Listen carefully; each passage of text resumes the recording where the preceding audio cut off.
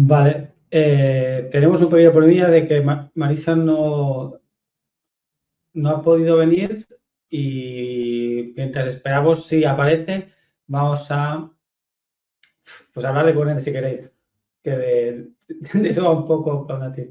Así que voy a compartir con vosotros unos apuntes que son los que uso para... Solo. Ah, vale. Yo soy profe en la universidad aquí en Barcelona, en la UPC, y aquí damos un posgrado en el que explicamos un Kubernetes. Así que voy a coger y vamos a hablar de Kubernetes un rato, si queréis. Mientras le damos tiempo a Marisa a aparecer y poco más. Voy a meter aquí los slides. Los slides son públicos, así que cualquier persona puede acceder a ellos. Tenéis un QR que ahora lo veréis.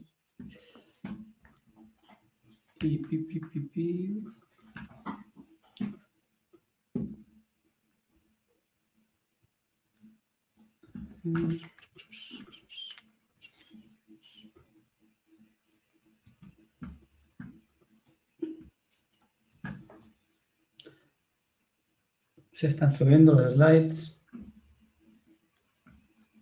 Si no, los que queráis podéis ir al track 1. En el track 1 está ahora mismo hablando Alfonso y Khaled. No sé de qué están hablando, Jorge, no sé si puedes decirlo. De OpenTelemetry. De hecho, están hablando de lo que ha sido OpenTelemetry en Lidl Plus. No van a hablar tanto de OpenTelemetry, sino de cómo ha sido nuestra adopción de OpenTelemetry para cambiar de un vendor locking muy fuerte que teníamos con Application Insights y Azure Monitor a algo más estándar y ahora tirando de un Grafana Stack desde plataforma. No sé hasta dónde entrarán, pero es más un caso de uso, un caso de estudio que una parte técnica. Genial. Pues los que queráis podéis ir para allá y si no, pues aquí tenéis las slides. Pues podéis escoger aquí el QR. Son casi 400 slides, así que tenéis tiempo de leerlos. Y hablamos de dos cosas, ¿vale? La primera sería un poco de contenedores, lo vamos a hacer un poco por encima, simplemente para que tengáis una noción de los slides. Y todo está... Hay un montón de laboratorios, que los laboratorios están en el repositorio de Kubernetes, ¿vale? De mi repo, ahora os lo enseñaré también. Y os voy a dar un poco el contexto para que tengáis... Voy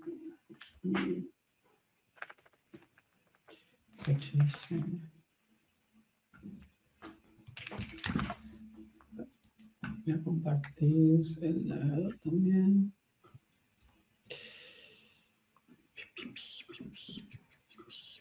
Esto va a ser un poco informal, pero...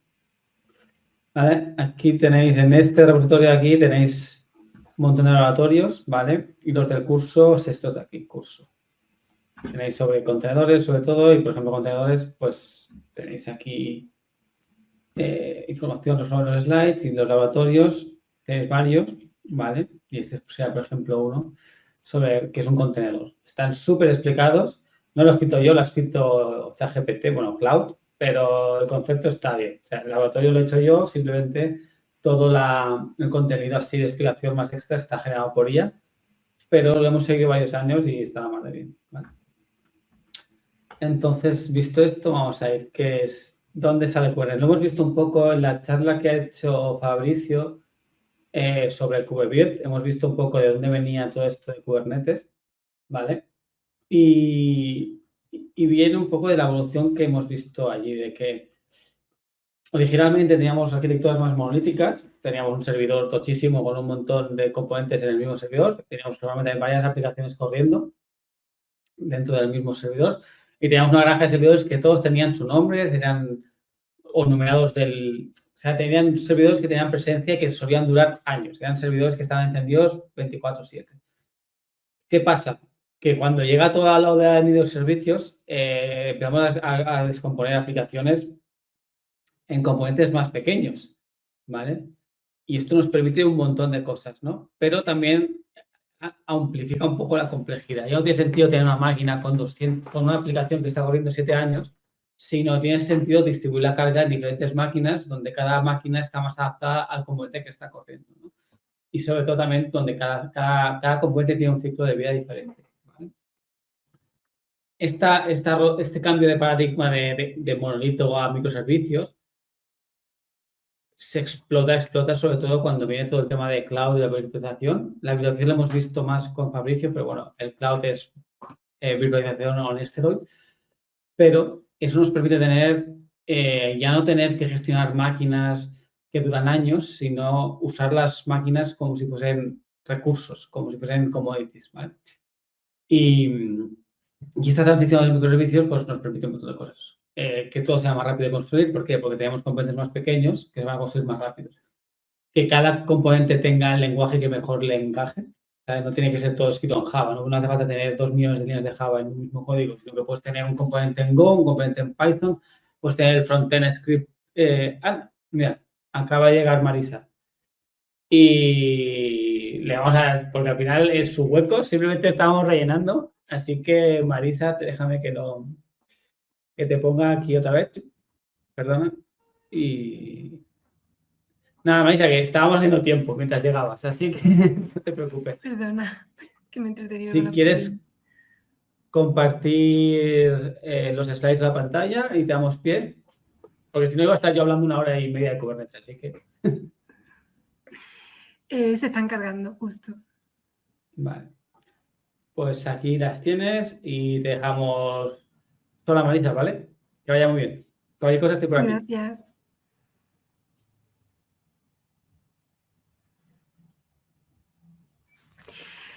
Hola, ¿qué tal? Soy Marisa Martín Serrano y esta charla se llama Se ha cumplido la promesa de DevOps. Bueno, soy Engineering Manager, en concreto Solution Architect, soy antigua DevOps, participo en los programas de Step Forward y de Tech Session como mentora. Step Forward es para acompañar a las mujeres que quieren dar sus primeros pasos o quieren un cambio de su carrera en tecnología, y Tech Session es para animar y apoyar a que haya más mujeres que sean ponentes en eventos de tecnología. Por lo demás, me encanta moverme, adoro a mis perritos, tengo 2 perritos ya un poco mayores y bueno, vivo en Madrid. Si pensamos en la promesa de DevOps, pensamos siempre en, muchas veces lo relacionamos con la tecnología, muchas veces lo relacionamos con la nube, con los pipelines y demás. De lo que de verdad se trata la promesa de DevOps es de acercar el desarrollo a las operaciones e intentar que, los desarrolladores tengan todas las herramientas para elegir los mejores despliegues, todas las herramientas para entender cómo ejecutar y operar sus aplicaciones. Si pensamos un poquito en la historia de DevOps y la comparamos con la típica curva de adopción de un producto, pues DevOps ya va a cumplir pronto casi 20 añitos. Muchos empezamos en la parte de innovadores. Por ejemplo, en mis inicios o a mediados de mi carrera, una de las iniciativas en las que trabajaba era precisamente el desarrollo de una plataforma interna con contenedores que no eran Docker, con un orquestador que no era Kubernetes, y el que mi organización invirtiera en esa plataforma, pues supuso una serie de oportunidades y también supuso pues una serie de riesgos y coste adicional. Si miramos hacia el otro extremo, pues si en el inicio de esta curva de adopción pues tenemos un producto que tiene relativamente limitadas funcionalidades, que es un poco quizás inestable o que cambia muy rápidamente, evoluciona muy rápidamente y que por una parte nos da muchas oportunidades, pero por otra parte el riesgo de que la inversión sea en vano. O sea, que invertir en tecnologías de plataforma, invertir en una cultura y filosofía de DevOps vaya en detrimento de otras iniciativas, otras inversiones que a lo mejor son más rentables o tienen más futuro en nuestra empresa, pues eso está en el extremo izquierdo, y el extremo derecho es cuando ya el producto, la tecnología, la metodología, lo que sea, se ha comoditizado tanto que ya no representa ningún riesgo, pero tampoco presenta ninguna oportunidad. Muchas veces esta curva de producto pues tiene esas dos dimensiones, la dimensión de la adopción, es decir, la dimensión de la adopción y de lo que implica, pues extremo izquierdo, riesgo, pero también oportunidades, extremo derecho, menos riesgo, pero también muchas menos oportunidades. Muchas veces también se representa hacia el extremo derecho ya la estabilidad del producto o ya el hecho de que el producto pues no te ofrezca nada nuevo o nada que sea estratégico para tu empresa. Digamos que DevOps, yo todavía siento que estamos en alguna parte dentro de la parte de la medio izquierda, porque si bien es verdad que muchas empresas han adoptado tecnología relacionada con DevOps, no todas han adoptado esa filosofía que promete pues, ser rápido y a la vez robustos. Ser rápido en cómo desarrollamos y desplegamos nuestras aplicaciones, desde que hacemos ese commit famoso hasta que está en producción, y ser sólido, robusto, en el sentido de que esas aplicaciones que desarrollamos tan rápido, ese desarrollo tan rápido no va en detrimento de la robustez o de la fiabilidad de nuestras aplicaciones. Antes de empezar a contar quizás o analizar lo que podemos hacer para mantener viva esa filosofía de DevOps y para que de verdad esa promesa se cumpla, aquí viene una serie de retos. Muchas veces cuando hablamos de DevOps, y esto pues seguramente os haya pasado en alguna entrevista a la que hayáis postulado para el rol de DevOps, pues siempre se centra en la tecnología, siempre se centra en, pues usamos Kubernetes, tenemos despliegue en la nube, tenemos multi-region y todas esas cosas. Además de eso, que está muy bien, muchas veces no tenemos en cuenta la parte de filosofía, la parte de metodología y la parte que implica un cambio en la organización. Por una parte, implica la adopción o la entrada de nuevos perfiles relacionados con plataforma, muchas veces lo llamamos DevOps, muchas veces lo llamamos SRE, plataforma, sistemas, lo que sea. También algunos roles de DevOps más cercanos quizás a los equipos de desarrollo, pues eso ya es un cambio organizacional. También implica la adquisición de unas nuevas habilidades técnicas, por ejemplo, saber desplegar en la nube, por ejemplo, saber containerizar o rearquitecturar tu aplicación para que sea eficiente en la nube y mucho más. Ese cambio de filosofía que de verdad puede hacer temblar en los pilares de una organización de producto digital, muchas veces se obvia. Y al decir que, sobre todo hace algunos años, que era igual que IA, ¿no? Si ahora es todo IA, antes era todo DevOps, antes era todo plataforma. Muchas empresas que vendían ese DevOps o que se subían al carro o al boom de la filosofía DevOps, se centraban mucho en la tecnología, pero quizás no se centraban tanto en los aspectos de cambio organizacional y todas las implicaciones que ello lleva. También muchas veces yo creo que confundimos el hype. Si vemos hace a lo mejor 5 o 10 años, pues había muchas charlas relacionadas con DevOps, muchos meetups, muchas publicaciones, mucha actividad en redes sociales y era todo hype alrededor de DevOps. Ahora en la era de IA es todo IA y quizás nos estamos olvidando un poquito de eso. En esto muchas veces confundimos lo que es el hype con la relevancia y en ese sentido yo creo que todos estamos de acuerdo en que la filosofía DevOps sigue siendo relevante y que no hemos agotado sus posibilidades. si preguntamos a nuestros desarrolladores si son autónomos, si tienen todas las herramientas necesarias para entender y ejecutar sus aplicaciones en producción, muchas veces vemos que quizás el hype o el interés sobre esos temas ha desaparecido, pero la relevancia de seguir invirtiendo en que eso suceda debería seguir ahí. A veces también, y esto yo creo que pasa y está muy relacionado con el hype, muchas organizaciones para, pues, no sé, con muchos motivos. Motivos podrían ser presión por sus competidores, presión para resultar atractivas a los nuevos candidatos o las razones que sean, han hecho que fueran abanderadas de la filosofía DevOps o que, bueno, todo fuera DevOps y se incorporaran perfiles DevOps y demás.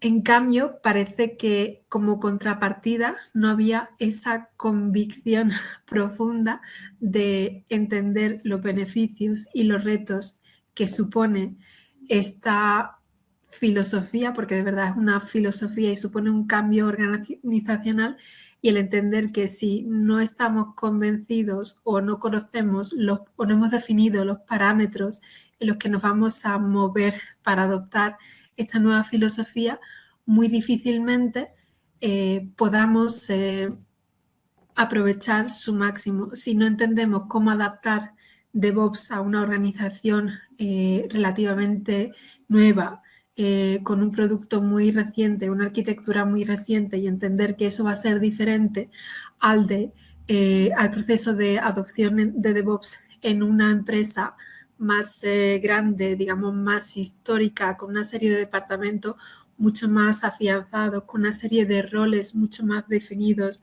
con unas estructuras, pues, por ejemplo, de la típica estructura de aprobar que algo pase a producción y demás. Si no entendemos por qué estamos haciendo, por qué esperamos conseguir y sentimos esa convicción de que vamos a tener que invertir esfuerzo, pero sí vamos a obtener beneficios, pues muy probablemente fracase. Y yo creo que eso ha pasado en muchas organizaciones con la adopción de filosofía DevOps por presión, por resultar atractivas, por resultar competitivas, por resultar relevantes, pero no ha venido acompañada de esa convicción profunda y de ese análisis de entender cómo lo tengo que hacer y qué puedo esperar en el contexto de mi organización. También otra cosa que creo que hemos estado mezclando mucho, la democratización con la comoditización. La democratización, para los que empezarais muy, muy pronto, pues quizás hace, no sé, 10 años, yo empezaría hace unos 15, 10 años, pues todo era muy difícil. Por ejemplo, había pocos productos, no había documentación, no había certificaciones, no había eventos en los que la gente compartiera su saber. Entonces era muy difícil empezar y tener acceso a esas tecnologías. Era muy difícil, pues, por ejemplo, convertirte en un perfil de DevOps. Luego si te convertías era un mundo de posibilidades, pero era muy difícil, pues, el acceder a esos recursos, muchas de las certificaciones no estaban todavía en marcha, no había tantas formaciones, no había tantos meetups, no había tantas conferencias y demás. Entonces, digamos que quedaba reservado, pues, a muy pocas personas, a lo mejor porque su empresa invertía en ellos, o a lo mejor porque por interés personal, pues, indagaban mucho, se movían mucho para adquirir ese conocimiento relacionado con DevOps. Esa democratización no significa que se haya comoditizado, en el sentido de que si pensamos, por ejemplo, en la electricidad que tenemos todos los días en nuestro hogar, pensamos en algo que siempre está ahí, que ya no da más, o sea, no va a haber una enésima revolución eléctrica, y es lo que hay. Sin embargo, si miramos a los productos que siguen surgiendo en relación a DevOps, las distintas filosofías y aplicaciones y demás, y como lo mismo que se hizo en DevOps se puede, por ejemplo, extender y portar a otras áreas como la IA, vemos que todavía o por lo menos yo creo que no se ha comoditizado, en el sentido de que todavía puede dar mucho más de sí, puede expandirse mucho más y puede seguir aportando valor a años vista.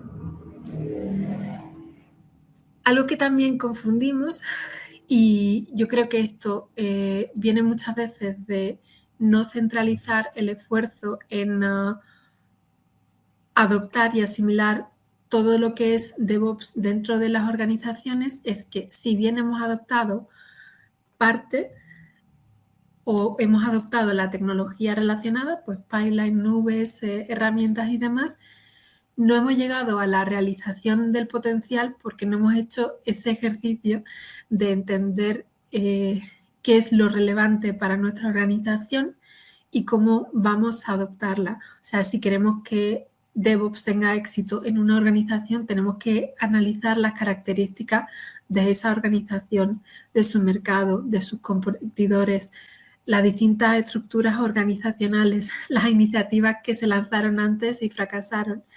Entonces, si bien hemos adoptado elementos de DevOps, quizás la mayor parte relacionados con tecnología, no hemos conseguido toda esa realización del potencial que sería pues lo fundamental de ser más rápidos y ser más robustos. Y ahora vendría la pregunta un poco para todos, no sé si queréis comentar en el chat. La pregunta sería si se ha cumplido la promesa de DevOps, si hemos llegado ya a ese punto final en el que todo se sabe, todo se hace perfecto, todo se ha explorado ya, todo se ha agotado, de manera que no hay más posibilidades y no da más de sí. Entonces quizás deberíamos incluso pasar a otra cosa. Esta pregunta es realmente si hemos agotado todo su potencial y si hemos realizado todo ese potencial en nuestras organizaciones. No sé si hay algún comentario.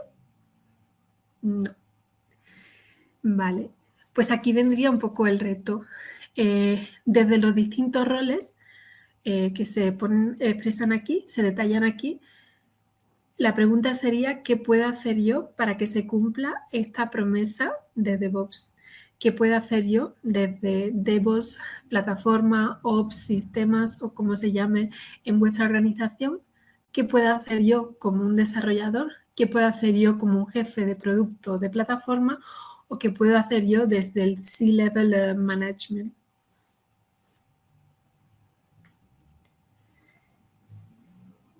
Si trabajamos en un departamento, en una estructura, un equipo relacionado con DevOps y muchas veces lo mismo se vende como DevOps, plataforma, SRE, Ops, sistemas, indistintamente, para mí el reto que tienen estos equipos es moverse de las operaciones, o sea, moverse de el apagar fuegos con inmediatez y urgencia a construir algo que de verdad desbloquee y agilice los procesos de paso a producción de nuestra organización y que además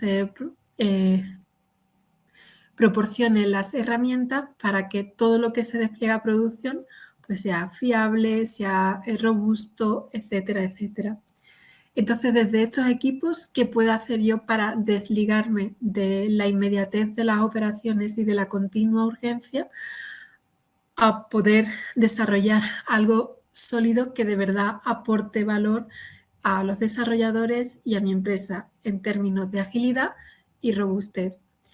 Pues para mí esto sería el reducir la carga operacional, el entender por qué nos consume tantísimo tiempo el apagar fuegos, el prevenir esos fuegos, es decir, invertir en las herramientas, en las soluciones, en los desarrollos que impidan que esos fuegos ocurran, por ejemplo, observabilidad, por ejemplo, redundancia, etcétera, etcétera, para que nos quede tiempo y recursos para invertir en lo que de verdad aporta valor a una organización, que es habilitar a los desarrolladores, hacerlos autónomos y darle todas las herramientas necesarias para que esos productos que desarrollan sean rápidos de desarrollar y sean robustos y fiables. ¿Qué es esto? Pues esto supone el paso de la urgencia a la importancia. En lugar de apagar fuegos urgentes, entender que es verdaderamente importante.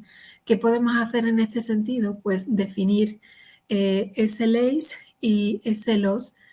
Esto nos va a permitir entender dentro de estos parámetros si de verdad algo es urgente y es importante por lo que necesita ser atendido dentro de esos niveles de servicio, o si algo pues puede esperar porque no es tan urgente, o sea, no es tan importante aunque parezca ser urgente. También podemos pasar del foco puntual a tener esa perspectiva, mirar nuestra plataforma, mirar todos nuestros desarrollos, todos nuestros assets dentro de este equipo para, en lugar de pasar a acciones puntuales, construir, digamos, ese producto de plataforma que ya da perspectiva y largo plazo a nuestros esfuerzos. Pues eso sería pasar de un foco puntual a tener esa perspectiva de producto. Estoy desarrollando un producto de plataforma con una serie de características, con una hoja de ruta pues a 5, o sea, a 6 meses, un año vista, que me permita pues analizar los esfuerzos, analizar los requisitos, planificar y ejecutar adecuadamente.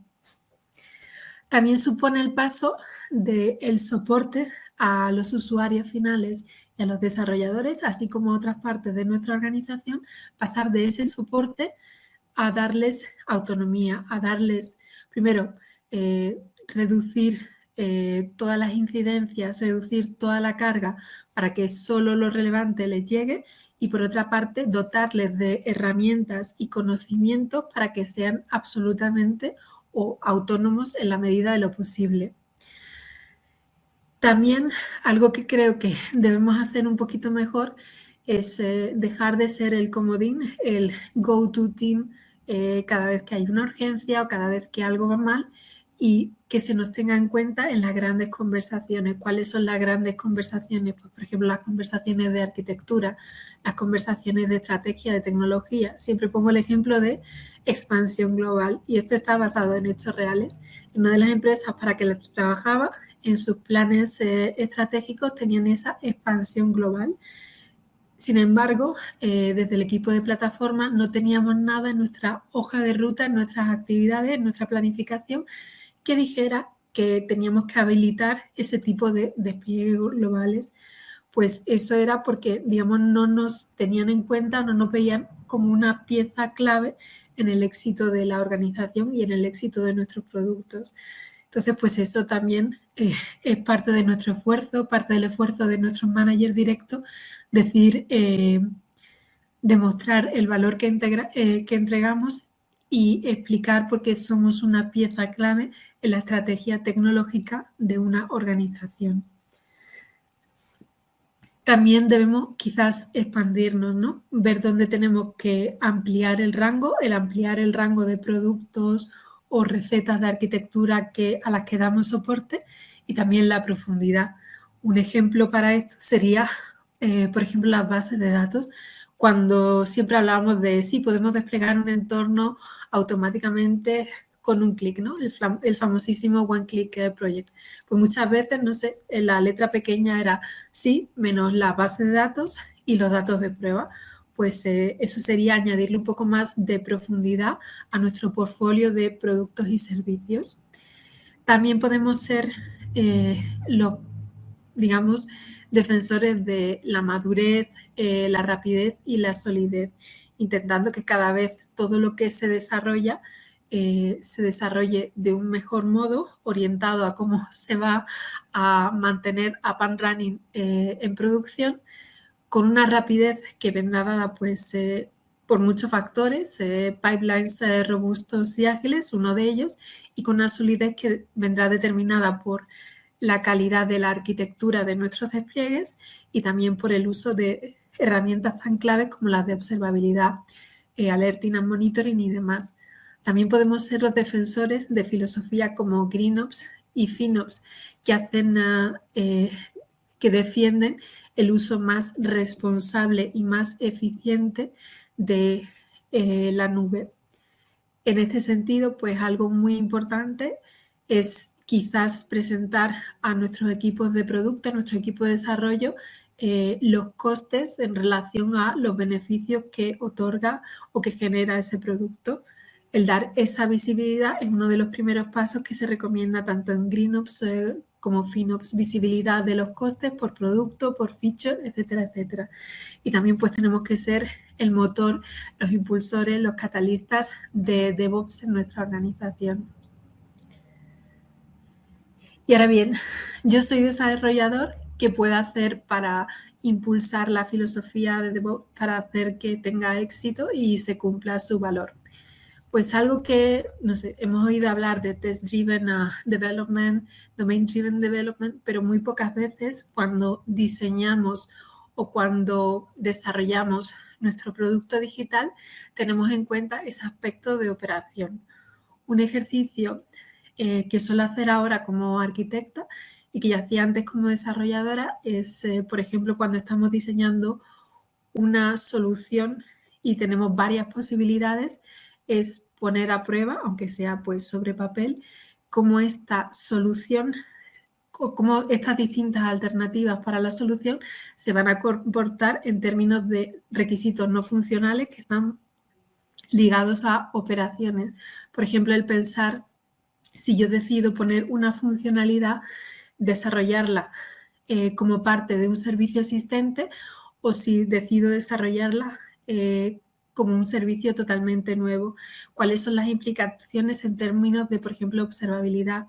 Si algo falla, voy a ser capaz de detectarlo si está embebida en otro servicio.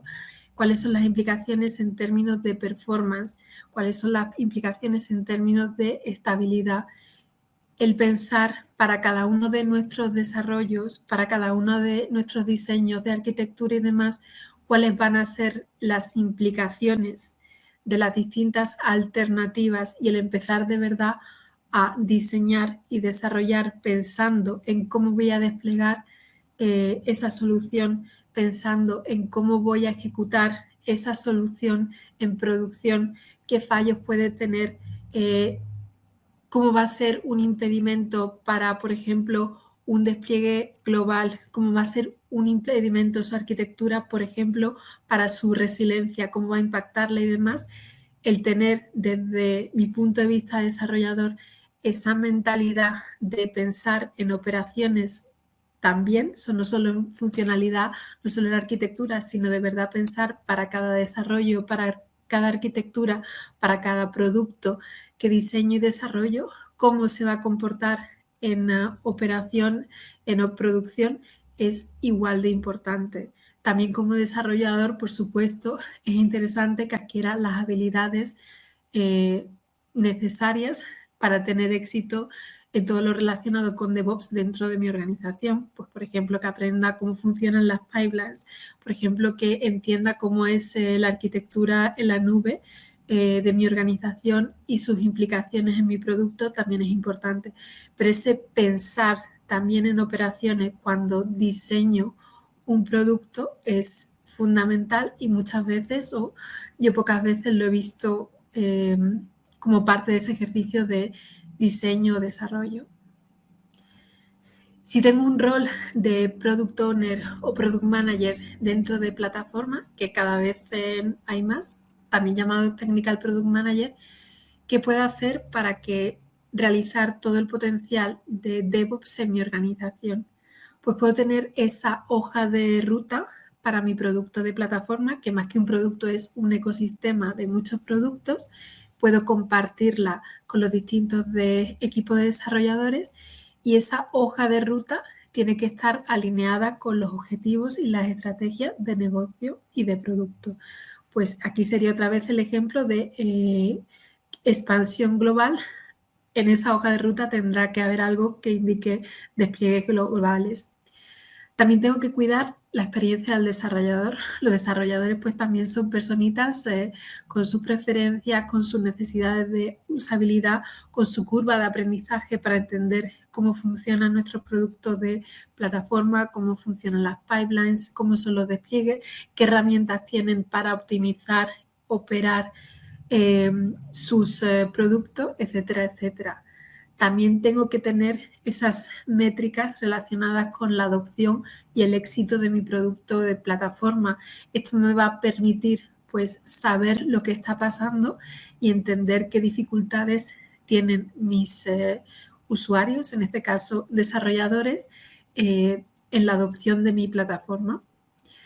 Una cosa que es muy importante que quizás no hacemos muy bien es explicar o entender o compartir el retorno de inversión de este producto de plataforma.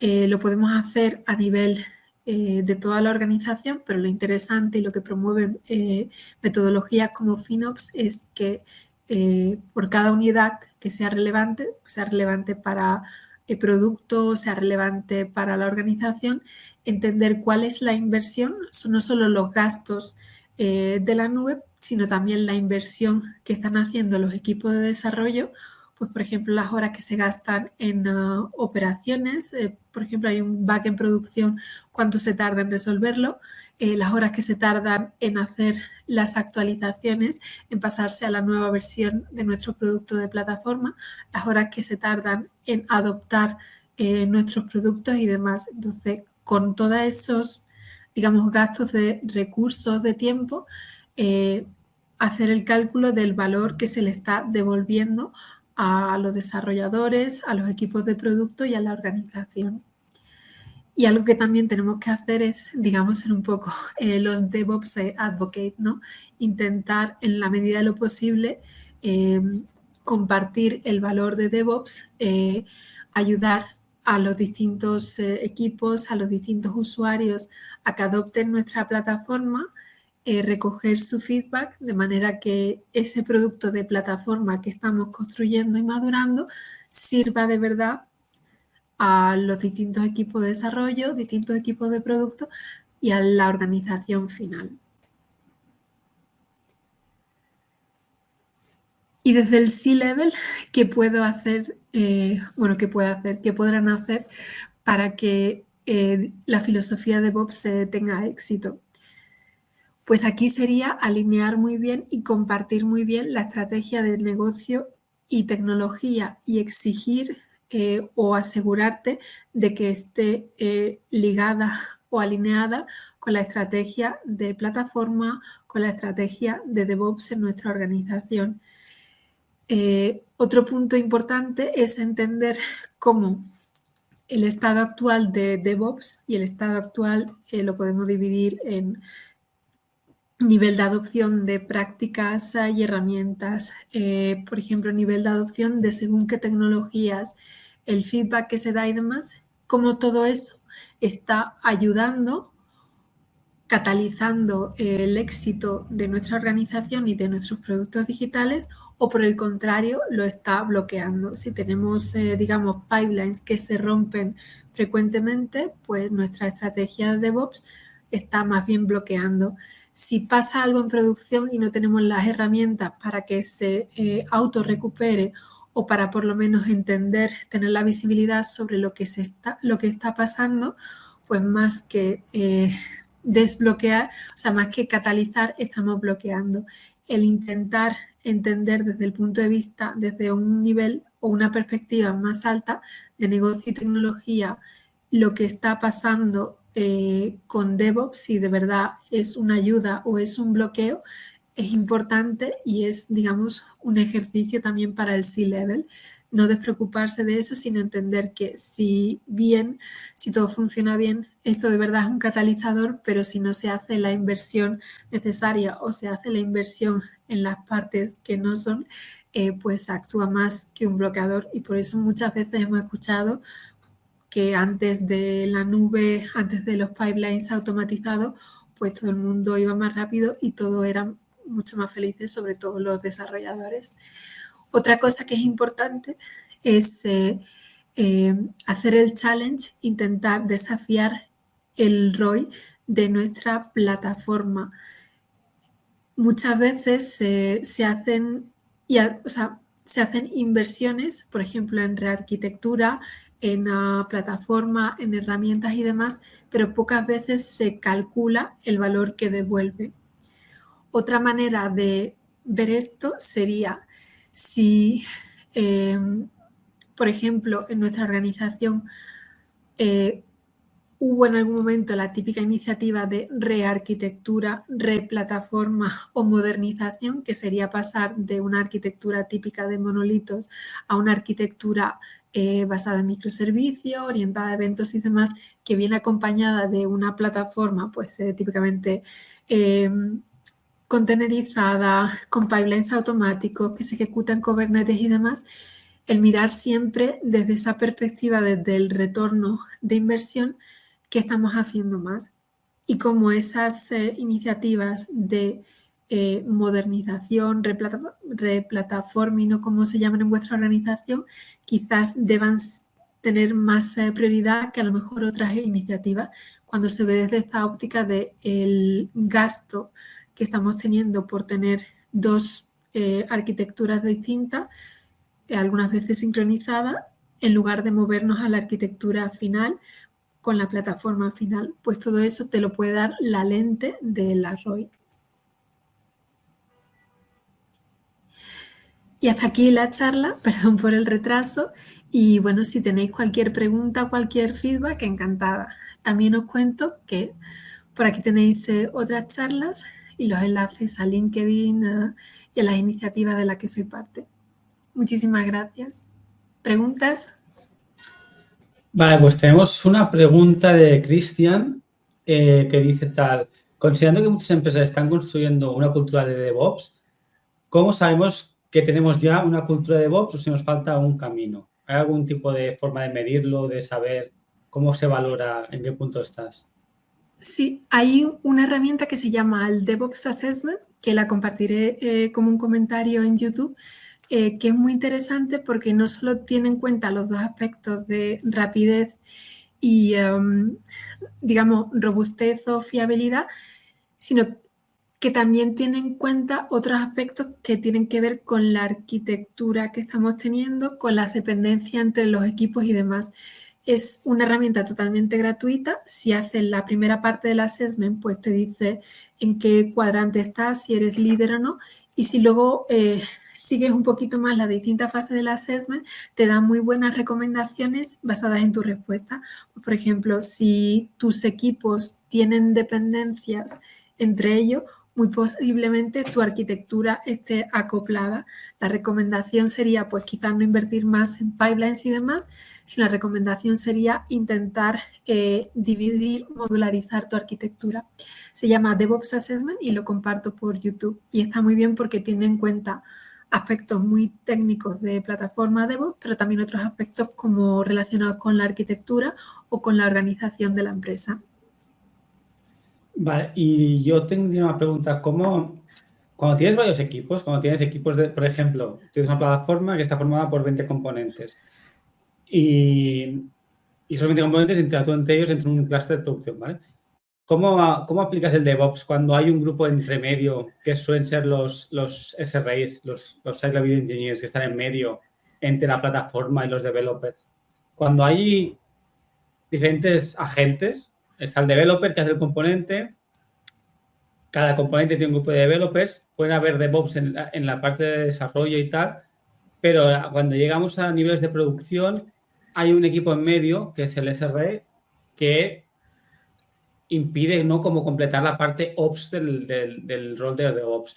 Eso en empresas pequeñas quizás no, si tienes una persona que hace todo desde el desarrollo hasta la parte de infraestructura, pero en empresas grandes normalmente la infraestructura está detrás de otro equipo, que es el equipo de 100% plataforma, pero 0% desarrollo. Sí.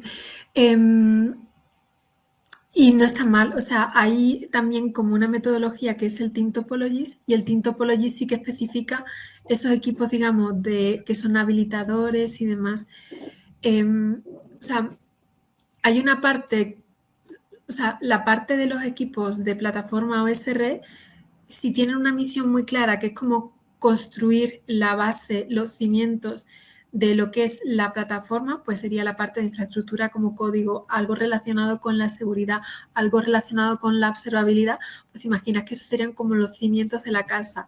Entonces, en ese sentido, no se le quita el peso de Ops a los desarrolladores. Si esos equipos de plataforma, en lugar de proporcionar los cimientos y las herramientas para que los equipos de desarrollo tengan toda visibilidad y todo el control, o sea, sean absolutamente autónomos a la hora de tomar decisiones sobre cómo desplegar su producto, cómo monitorizarlo y también tengan la responsabilidad de, digamos, recuperarlo si se cae, etcétera, etcétera, todo lo relacionado con operaciones. Si no tienen esa parte de operaciones, yo creo que nunca llegas a la filosofía de DevOps. Entonces, eso de definir roles y entender que esos equipos de plataforma no están para operar los productos digitales, sino para darte los cimientos, la base, para que tú como desarrollador tengas un despliegue que sea robusto en sí, que se recupere, que sea tolerante a fallo, tengas herramientas de observabilidad, pero la responsabilidad de que eso siga up and running 24/7 o las SLAs que tengas, se debe quedar en el equipo de DevOps. Entonces, sí, a los equipos de SRE y plataforma, yo creo que hacen un tremendo trabajo en darte los cimientos, pero si se meten más en la parte de operaciones, sí es verdad que los equipos de desarrollo DevOps nunca van a tener esa autonomía y no va a ser eficiente la organización. Vale, es que ya digo, en empresas muy grandes, normalmente hay unas medidas de seguridad entre tú puedes establecer una pipeline de despliegue automático donde el developer solo tiene que aprobar una pull request y esa aprobación de la pull request acaba en producción.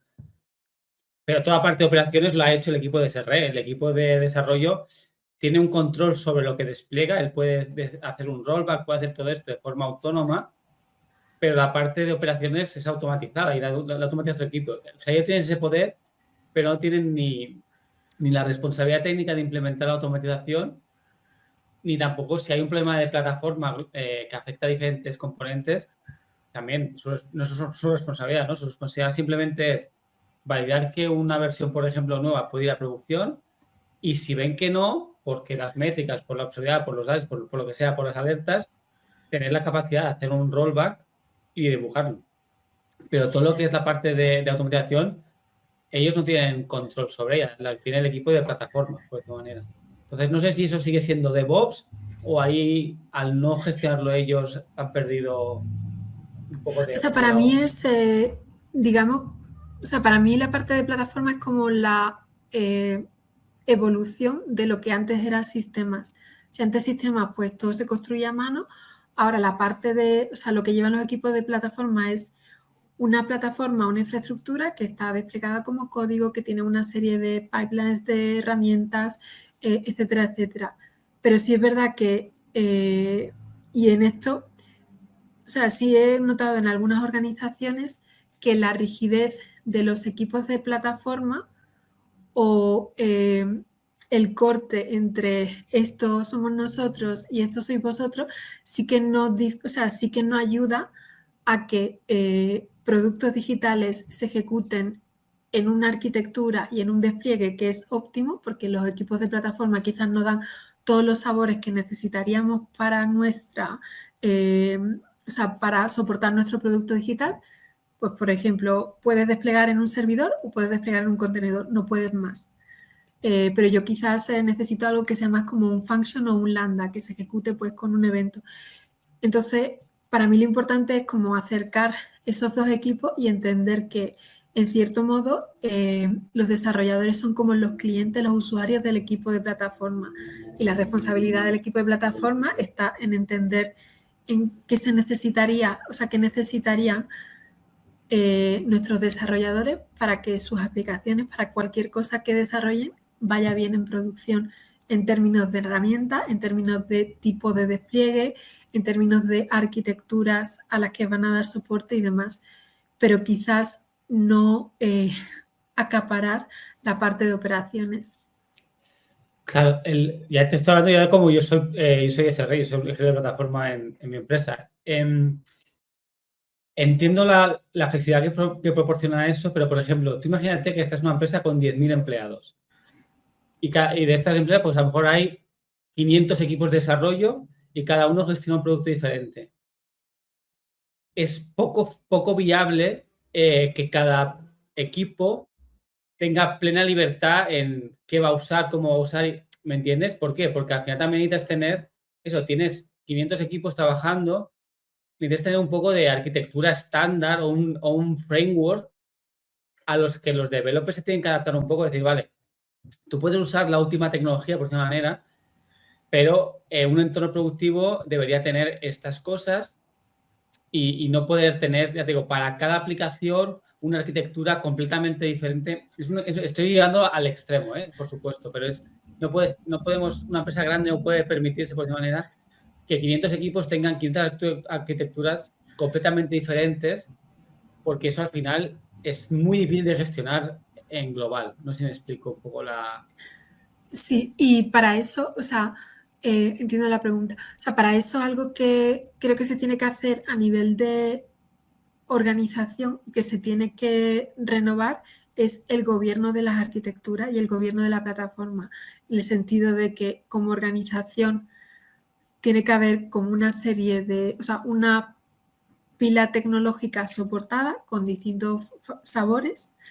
Tiene que haber una serie de recetas de arquitectura para precisamente evitar, o sea, recetas de arquitectura que tengan su soporte y para todo lo que sea, digamos, un poco excepcional o fuera de esas recetas o de esa pila tecnológica, proponer alguna manera de que los desarrolladores puedan extender la plataforma o contribuir a ella. Y esto lo he visto funcionar precisamente en empresas grandes.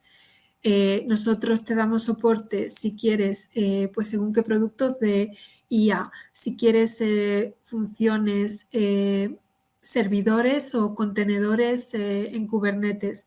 Si quieres otra cosa, te damos las herramientas, pues típicamente un repositorio, un pipeline que tiene tanto la parte de configuración y demás de tu despliegue como la parte de infraestructura como código, te damos un cierto apoyo, pero no damos soporte a eso. Digamos que eso está fuera del catálogo, fuera del menú, ¿no? Como si vas a un restaurante. Existe eso también, pero está fuera del menú y como está fuera del menú no tiene ese soporte, pero en cambio dejamos que los desarrolladores pues contribuyan a la plataforma porque la alternativa a eso sería que se vayan como al otro extremo. Entonces eso sí lo he visto, el tener ese gobierno, o sea, esa definición de arquitectura, plataforma, pila tecnológica a nivel organizacional, el entender que para eso que está definido se revisa con un gobierno mensual, semestral, anual y todo lo que queda fuera de eso se puede utilizar, pero entender las implicaciones de que no va a ser soportado y de que quizás con la ayuda de los equipos de SR de plataforma lo podrás construir como una extensión de la plataforma, pero no tendrá soporte. Entonces, Claro, un es que, por equilibrio. ejemplo, algo que no tuviese, por ejemplo, soporte de plataforma, no podría ir a producción porque no tendría los estándares necesarios para la producción. Entonces, se puede tener un desarrollo, pero para hacerlo productivo tiene que haber una conversación porque no todo se puede hacer en producción por esa manera. Correcto, y para eso, o sea, hay dos opciones, o dejas que, digamos que el equipo que tiene o las personas que tienen esa necesidad extiendan tu plataforma y entiendan las explicaciones, o también muchas veces, esto sí que solamente lo he visto en empresas grandes, es utilizar modelos que usan compañías que dan, por ejemplo, que desarrollan productos business to business, que serían los professional service. Esto sería, yo como desarrollador, pues tengo unas necesidades muy específicas. Ahora que están tan de moda la IA, pues para una serie de productos de IA voy a tener unos repositorios, voy a tener una serie de test, voy a necesitar un pipeline y demás. Lo que me ofrece el equipo de plataforma es una consultoría, es decir, que alguien de plataforma se siente conmigo, analice los requisitos y me dé una solución a medida. O sea, y como professional service me proponga esa solución a medida, me desarrolle esa solución a medida y luego me dé un soporte que no está incluido, pues digamos, con el precio básico de la plataforma, que normalmente en organizaciones grandes y pequeñas no, no facturamos a nuestros usuarios. Y sí que he visto en organizaciones así más grandes que han hecho precisamente eso, el tener el professional service pagado, ¿no? Para esa consultoría, diseñar algo a medida que cumpla de cierta manera los estándares de plataforma, por lo menos en términos de observabilidad y resiliencia, ya está, no más. Y que luego, pues, ese soporte en producción, pues venga a un coste, porque al final es algo a medida que quizás el resto de desarrolladores o el resto de la organización no debería pagar por ello. Vale. Y ya la última pregunta, porque estamos ya fuera de tiempo. Si tenemos, por ejemplo, una serie de herramientas, es decir, por ejemplo, tú puedes tener una arquitectura de CI/CD continua, pero tienes que usar Argo CD en vez de Flux, por ejemplo. O puedes usar pipelines, pero tienes que usar Tekton pipelines. Cuando tú tienes, o sea, tú le das libertad, sí, puedes hacer la arquitectura que tú quieras, pero el software o las herramientas que tienes que usar o las herramientas que están soportadas, por una manera, es para hacer CI/CD está soportado, pues eso. Bueno, CI/CD sería más bien despliegue continuos, sería un Argo CD. Para hacer iteración continua, pues a lo mejor tenemos que usar GitHub Actions o puedes usar Jenkins o puedes usar lo que quieras. Para pipelines tienes que usar Tekton. En el momento que tú tienes una serie de herramientas que están soportadas por la organización, eso encaja con la filosofía de DevOps o el limitar hace que no. O sea, ¿cómo puedes tener unas herramientas soportadas por tu empresa, ¿no? Sin limitar un poco la filosofía de DevOps? Yo creo que ese al final es el compromiso que tienen que hacer las empresas, ¿no? Y es lo que explicaba al principio entre la adopción y la realización del valor. O sea, tú para realizar el valor tendrás que hacer un compromiso entre todo a medida y libertad absoluta y algo que sea eficiente en términos de coste y esfuerzo y de sostenibilidad en el tiempo. O sea, y es un compromiso que, pues, no sé, igual que, por ejemplo, cuando se forma un equipo, hacemos el típico ejercicio de ways of working para entender roles y responsabilidades, en qué parámetros nos vamos a mover, lo que son un sí, un no a medias y lo que es un no rotundo. Lo mismo lo tenemos que hacer cuando intentamos llevar DevOps a una organización.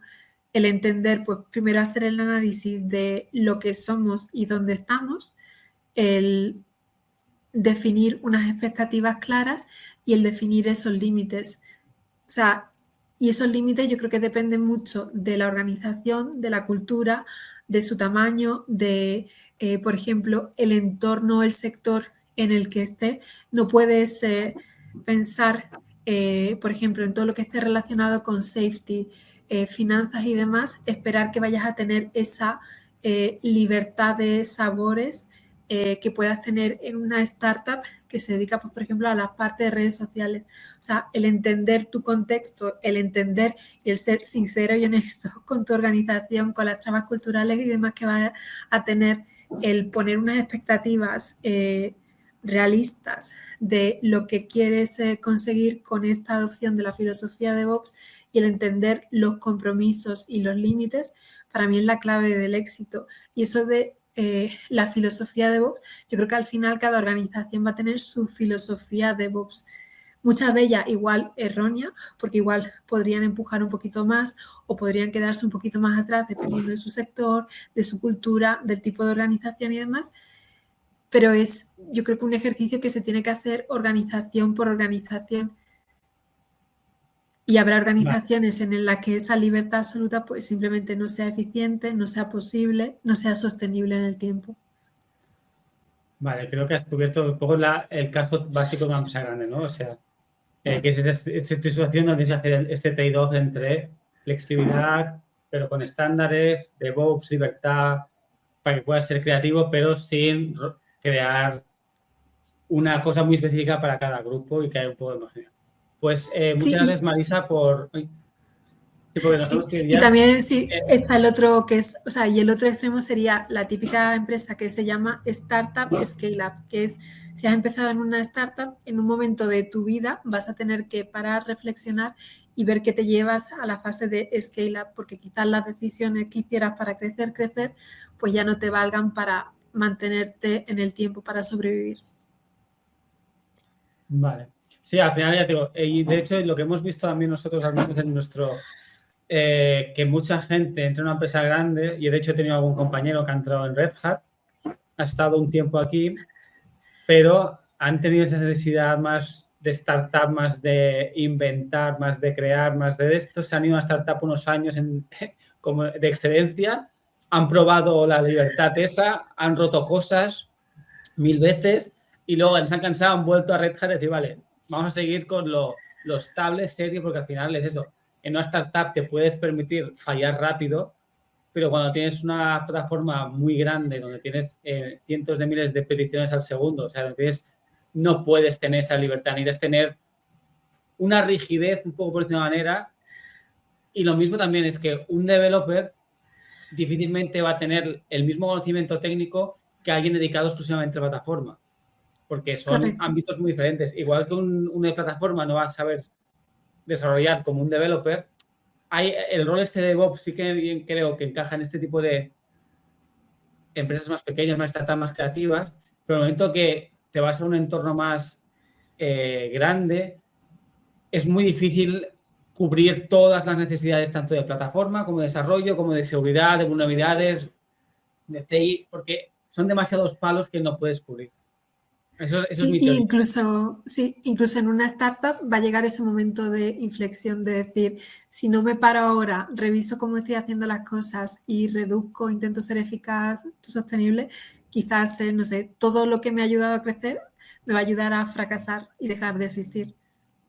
Y de hecho también he visto muchas empresas, eso, como startup crecen, los costes no son un problema, la seguridad no es un problema, la empresa tiene éxito y ya tienes una técnica de caballo. ¿Por qué? Porque tu plataforma no es segura, tu plataforma es muy cara y la carga para soportar la carga actual que ha crecido tanto, tienes que escalar y se te va. Y la empresa a lo mejor quiebra. O tienen que estar unos meses para intentar decir, vale, hay que hacer esto de cero.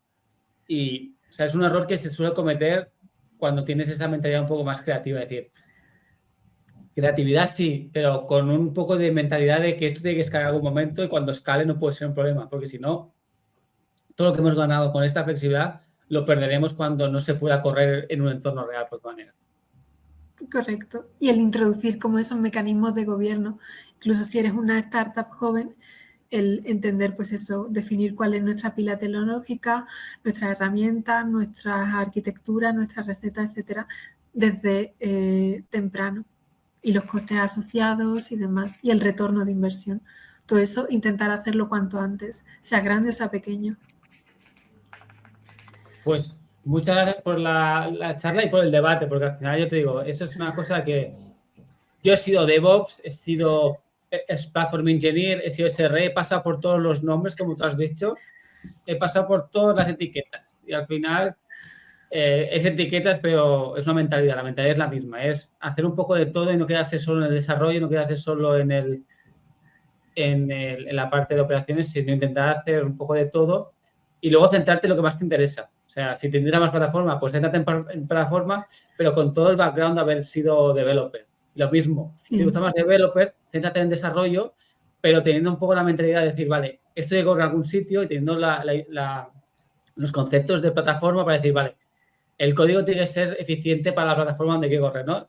Tener esta mentalidad, aunque seas más developer y más plataforma, pero tener un poco las dos caras, ¿no? Por decir manera, para poder implementar con todo el conocimiento. Sí, justo. Vale. Pues nada, muchas gracias Marisa por la charla y por el debate.